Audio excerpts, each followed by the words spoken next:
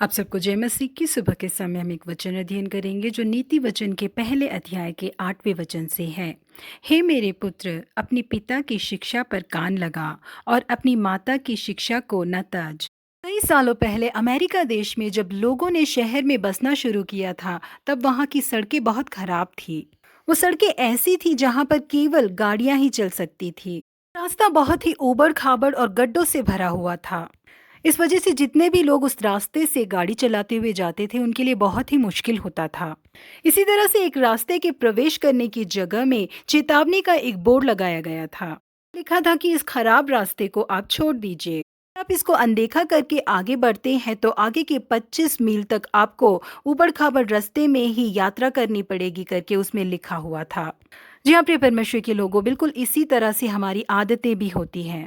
गलत कार्यों को हमने सीख लिया है, यदि सही सलाह के द्वारा हम उन्हें शुरुआत में ही छोड़ देते हैं तो हम बच सकते हैं।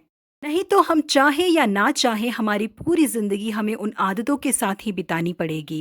इसलिए चेतावनी को बहुत ही ध्यान से सुनकर चलने की जरूरत है हमें। हम लोग का सुसमाचार के 15वें अध्याय में एक पिता और दो पुत्रों के दृष्टांत के बारे में पढ़ते हैं। एक बहुत ही अच्छे पिता और बहुत ही खूबसूरत परिवार था, लेकिन छोटे बेटे ने कई गलत कार्यों को अपने गलत दोस्तों से सीख लिया। निश्चय ही उनके पिता ने शुरुआत में ही उन्हें अच्छी सलाह दी होगी, लेकिन उसने अपने पिता की सलाह को नहीं सुना और अपनी जायदाद का हिस्सा लेकर अपने घर को छोड़कर चला गया। उसे लगा था कि जिस रास्ते पे वो चल रहा है वो बहुत ही खुशहाल रास्ता है, लेकिन जब वो आधे रास्ते तक पहुंचा तभी उसे समझ आया कि ये रास्ता पूरी तरह से धोखे से भरा हुआ है। उसे तभी समझ आया कि मेरे पास पैसा नहीं होगा तो मेरे सारे दोस्त मुझे छोड़कर चले जाएंगे।